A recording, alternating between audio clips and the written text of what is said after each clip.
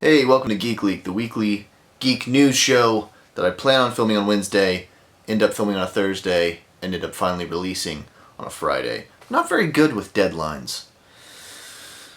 Let's get into it anyway. So Mirror's Edge has TV rights that were recently purchased by the company that made TV shows like The Biggest Loser. Apparently they want to make it a female-driven action series on television. Haven't said anything about what channel it wants to be on or anything like that, but it's going to be, I guess, put on some channel, and then we're all going to get to see Mirror's Edge in TV form. Now, I am a huge Mirror's Edge fan. I mean, Mirror's Edge Catalyst coming out very soon is my most anticipated game of the year. It has been since, like 3 freaking years ago when it says it was going to come out. But that's fine, I'll wait. Thanks, DICE. Yeah, good luck. Just keep making Battlefront, because that was awesome. Anyway, TV series, I don't know how I feel about it. Maybe it'll be cool, maybe it won't be cool, I don't know. What do you guys think? Do you think it will be kind of interesting? Is Mirror's Edge really that great of a story to put on TV? I'm sure that someone's gonna maybe comment and be like, of course it is. It's the best story in video game history, just like The Last of Us and freaking Uncharted and everything else. They don't work as movies. That's why video game movies are bad. Because they don't work. Because you have hours of gameplay, and so when you put all the cutscenes together, it's not really that cohesive of a story. It's kind of just okay to progress the game further. Does Heavy Rain have a good story? Not really, kind of. Do the Telltale games have a good story? In a video game sense, sure, compared to all these other games, but they don't really have a great story where you're like, this should be a book, I need to read it, and I don't even want to play it. If it wasn't a video game, I'd be fine. Is that what you're saying? You're saying if it wasn't a video game, you'd be like, oh yeah, I'd love to watch this.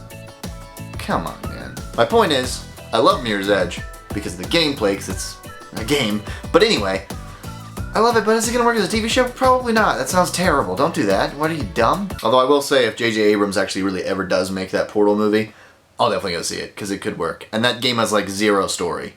So, the Pokemon Go US beta has finally released. I signed up for it about a week ago, and I haven't got an email yet, so that's kind of sad. I hope I get chosen. But the sign up is still available as far as I know, so I'll leave a link in the description. If it's not available, then I'll just put that in a little text form right here that says not available, I'm a jerk face. And if it doesn't say that and says I'm not a jerk face, then cool, go to the link in the description and hurry and sign up for the beta because you might get chosen. Pokemon Go, if you don't know somehow, it is the app, Pokemon app that's going to come out, and we get to play Pokemon in the real world and go find real Pokemon that are digital and on our cameras. But it's still cool. Augmented reality, Pokemon, what's not to love about that? That's awesome. Some fighting mechanics were revealed. I didn't really care about them. They seemed interesting enough. A lot of swiping, a lot of swiping on your phone or tablet or whatever. It's what you would expect. But still, it's cool because it's Pokemon, so yay. So Microsoft blogger and podcaster Brad Sams has announced that there's actually going to be a mini version of the Xbox One revealed at E3, along with other Xbox streaming boxes. We'll get into that in a second. But yeah, that's very obvious. Thank you, Brad, for your obvious announcement. It's a rumor, technically, right now, so don't take it as 100% truth. But, I mean, come on, of course it is. The PS4 Neo, or PS4.5, whatever you want to call it, is coming out. Of course, Microsoft's going to retaliate with the same thing that's, I don't know, maybe it will be more powerful than the Neo. Wouldn't that be crazy? But apparently it's going to be 4K compatible for, I guess Netflix and 4K Blu-ray, which they are putting into the new mini versions of both systems. I don't want to call them mini versions, the new versions of both systems. Whatever, it's kind of very early in the console's lifespan to be updating them, but fine, whatever. They're doing it anyway. What am I going to do? Stop them? It's going to be running at 6 teraflops, which I don't know that much about computing, so that sounds like a word that I never say in real life, but it's apparently just 4 times faster than what the Xbox One is currently at, so that's a lot. I mean, that's a 4 times jump. It's a big jump. So games will run faster, maybe faster frame rate, because that's always been an issue with the Xbox One versus PS4. The Xbox One can't quite keep up. It's always got to either drop some of the visuals or drop the frame rate, and it just, it kind of sucks for first-person shooters and stuff like that, where you want the 60 frames per second frame rate. So, for me, it sounds great. Sounds like a cool little update. I feel bad if anyone just got a Xbox One. I mean, these aren't going to come out till December, but still, if you're thinking about getting one, maybe wait. For both systems, if you're thinking about getting a PS4 or an Xbox One, maybe wait a little bit before these new ones come out, and then you can decide if the upgraded versions are worth the extra price than the normal versions. No price set or anything, but I don't know. It's kind of interesting, kind of not. Am I talking about it for some reason? I guess. I don't know. And then there's the streaming boxes, which I don't even want to talk about, but I guess I will because it's kind of news.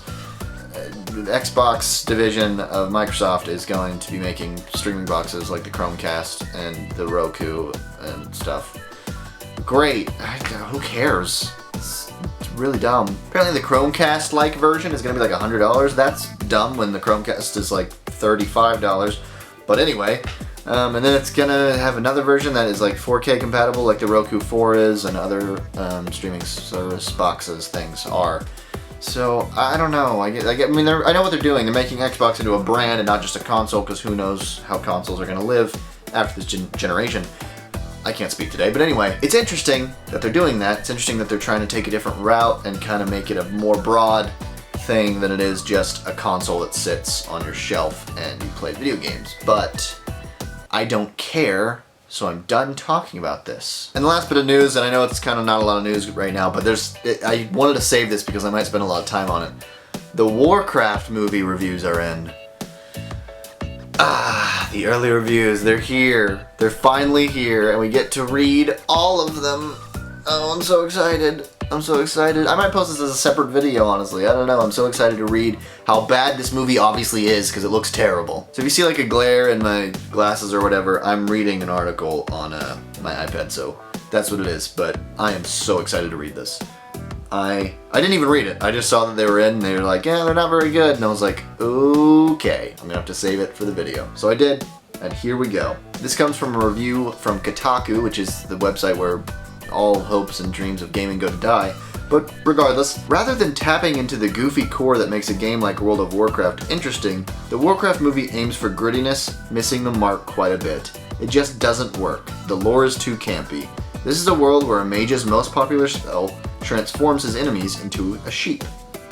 True. Yet Warcraft acts as if it's a green screen version of Game of Thrones. Ugh. At my theater, the biggest laughs came not from the occasional bouts of slapstick comedy, but from the miserable archmages of Dalaran, whose CGI-enhanced eyes look especially absurd when you're supposed to take them seriously. Wow, maybe I should see this movie. Maybe it's really funny, like bad funny. I also want to say that I have no problem with Warcraft or World of Warcraft. I actually like both the games, but they're all, all the games. You know what I mean? Both style of the games. I like the strategy game and I like the RPG. But this movie looked really bad. Come on. But also I don't understand why everyone's trying to say that it's based on specifically World of Warcraft. It's based on Warcraft. Like the first game. That's what it's really based on. I mean, I know it's because of the popularity of World of Warcraft, but Warcraft was a big game in its own right.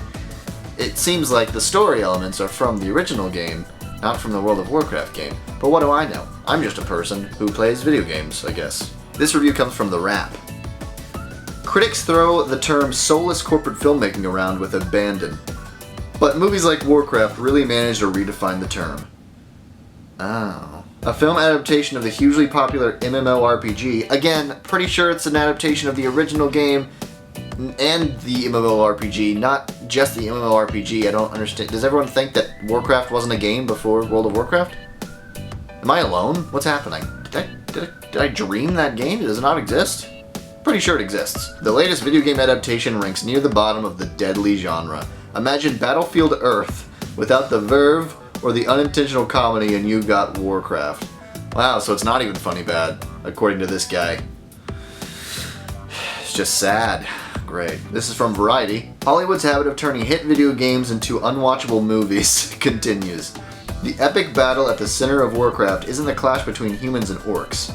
That's just what takes up roughly 2 hours of screen time. The true conflict comes from filmmakers trying to tell a story with soul and struggling against the inherent ridiculousness of the commodity they're working with.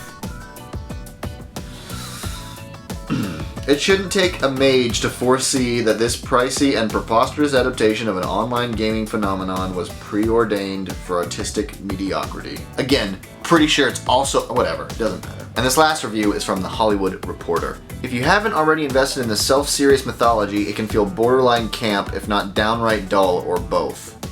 Yet there's no question that it's a breakthrough in both storytelling and artistry for features based on video games.